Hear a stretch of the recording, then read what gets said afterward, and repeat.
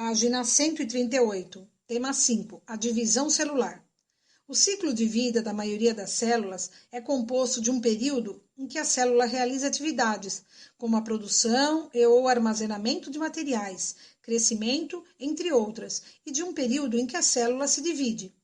A divisão celular é comandada pelo núcleo da célula. Existem dois tipos básicos de divisão celular, a mitose e a meiose. Mitose. A mitose é um processo em que uma célula-mãe origina duas células filhas idênticas a ela, com o mesmo número de cromossomos. Nos seres pluricelulares, a mitose possibilita o crescimento do organismo e a reposição de células que se desgastam e morrem. Em vários seres unicelulares, a mitose é o meio de reprodução. Observem a imagem da célula se dividindo por mitose. Meiose. A meiose é o tipo de divisão celular que origina células que apresentam metade do número de cromossomos da célula-mãe, como ocorre na formação dos gametas. O processo da meiose também permite a produção de gametas com diversas combinações de cromossomos. As diversas combinações possíveis entre gametas do pai e os gametas da mãe e o próprio processo da meiose contribuem, portanto, para a variabilidade genética. Observem a imagem processo de divisão celular. Na imagem A, divisão mitótica, uma célula com 4 cromossomos origina duas células idênticas a ela, também com 4 cromossomos cada uma. Na imagem B, na divisão meiótica, uma célula com 4 cromossomos origina 4 células com metade dos seus cromossomos, 2 em cada uma. Página 139. Células-tronco. As células-tronco são células indiferenciadas que têm potencial para formar vários tipos de célula. Elas podem ser obtidas de embriões ou de células adultas, que são estimuladas a voltar ao estágio indiferenciado e a se multiplicar em seguida. As pesquisas com células-tronco têm recebido muita atenção nos últimos anos, devido às expectativas de desenvolvimento de novos tratamentos para diversas doenças, como diabetes, alguns tipos de cegueira, infarto e até lesões na medula. No entanto, essas pesquisas envolvem questões éticas, como o uso de embriões e a manipulação genética das células adultas.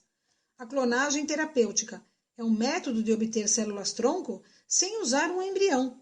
Veja na imagem como ela é feita. Então, observem aqui o esquema da clonagem terapêutica.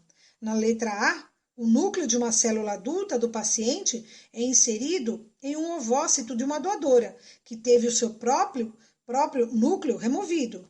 Na letra B, a célula com o núcleo transferido tem o seu DNA reprogramado para expressar características de célula-tronco, que começa a se multiplicar. Letra C. A multiplicação continua até formar o blastocisto, estrutura que contém de 100 a 200 células. Letra D. Chamada massa celular interna do blastocisto é extraída. Ela tem características de células-tronco embrionárias. Letra E. As células-tronco são cultivadas e estimuladas a diferenciar-se no tecido desejado. Letra F. Em meios de cultura apropriado, as células-tronco diferenciam-se em tecidos específicos, como o nervoso no número 1, o sanguíneo número 2, o muscular 3 e o epitelial 4. Vamos prestar atenção na explicação. Mitose e meiose são processos de divisão celular, uma importante etapa do ciclo celular. Este é o ciclo de vida da célula, o qual é iniciado assim que a célula se forma e finalizado quando ela se divide, formando novas células.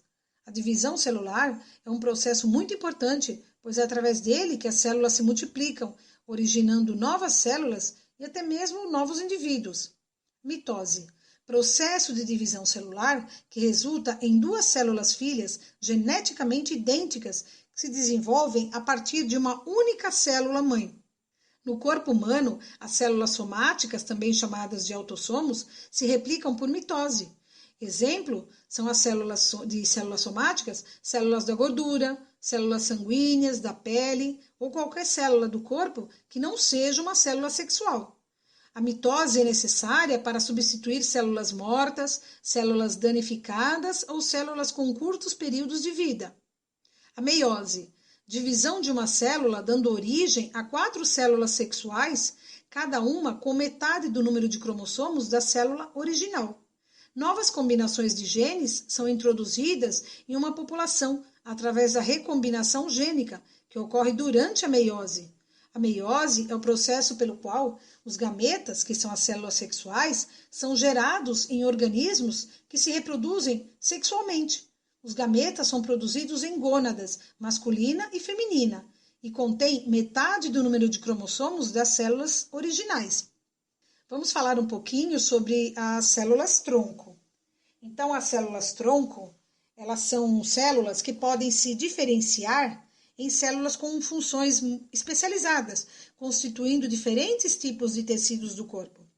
Em termos práticos, nós podemos afirmar que células-tronco são células que têm o potencial de recompor tecidos danificados e, assim, auxiliar no tratamento de doenças como câncer, por exemplo, mal de Parkinson, mal de Alzheimer e outras doenças degenerativas e cardíacas. Então, doenças degenerativas são doenças que, por exemplo, como o mal de Parkinson e o Alzheimer, os neurônios eles não vão se regenerar, tá? Eles vão perdendo a sua capacidade, então são degenerativas.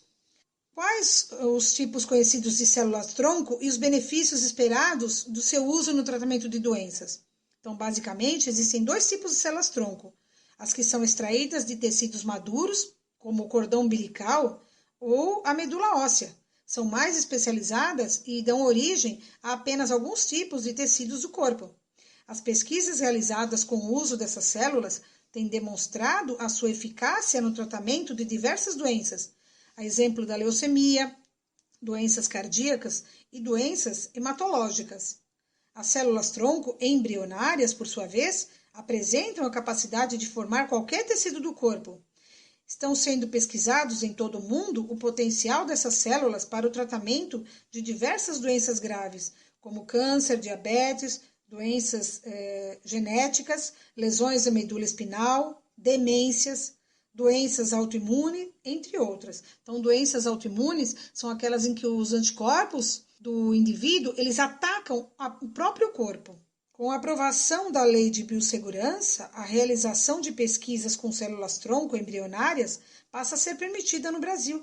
Todavia, a lei estabelece algumas restrições para que essas pesquisas com células embrionárias sejam possíveis. Clonagem.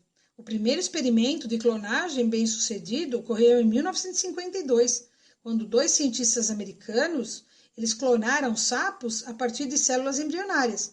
Mas esse procedimento só se popularizou no fim da década de 1990. Em 1997, um pesquisador do Instituto Rollins, em Edimburgo, no Reino Unido, apresentou ao mundo a ovelha Dolly, animal clonado em laboratório e que iniciaria uma polêmica entre a ciência, a sociedade e a igreja. Prestem atenção como foi o experimento da clonagem da ovelha Dolly. De uma ovelha A foram retiradas algumas células das glândulas mamárias para serem cultivadas em um meio nutritivo. De uma ovelha B, obteve-se um ovócito. O que é um ovócito? É a célula que antecede o óvulo, o gameta feminino, cujo núcleo ele foi extraído e substituído pelo núcleo de uma célula da ovelha A. O ovócito da ovelha B, com o seu novo núcleo, foram fundidos com descargas elétricas. Em seguida, a célula começou a se dividir, originando um embrião. Esse embrião foi implantado no útero da ovelha C, seria a mãe de aluguel. Após o seu desenvolvimento, nasceu Dolly, um clone ou cópia quase idêntica da ovelha A, que cedeu o núcleo de uma de suas células. Hoje, os cientistas acreditam que as características do indivíduo sejam o resultado da interação do material genético, que é o DNA, com o ambiente. Sabe-se que ainda que as mitocôndrias, vocês se lembram dela, que são organelas responsáveis pela respiração celular e produção de energia, também possuam DNA.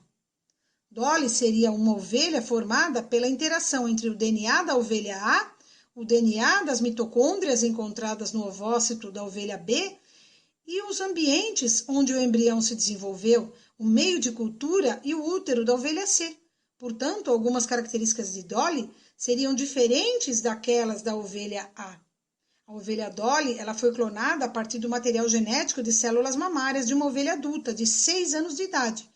Portanto, segundo os cientistas do instituto onde ela foi criada, Dolly já teria nascido um pouco velha, ou seja, apresentava doenças e características que eram típicas de ovelhas de mais idade. Mesmo assim, por meio de um cruzamento natural, em 1998, Dolly teve 6 filhotes, aparentemente normais. Entretanto, por causa de problemas respiratórios irreversíveis e artrite, Dolly foi sacrificada em 2003. Alguns animais clonados a partir de núcleos de células mais jovens também morreram cedo, podendo indicar que a clonagem traz sérios problemas a médio e longo prazo. Experiências que resultam em um grande número de clones anormais, cujos embriões são abortados ou nascem com graves anomalias que ocasionam a morte, desencorajam experimentos para a produção de clones humanos. Portanto, independentemente das questões éticas, morais ou religiosas, com as técnicas que temos hoje, seria extremamente imprudente e arriscado tentar clonar seres humanos. No Brasil, assim como em outros países, existe a Comissão Técnica Nacional de Biossegurança, que fiscaliza as pesquisas biológicas e suas aplicações. Façam os exercícios de olho no tema, da página 139.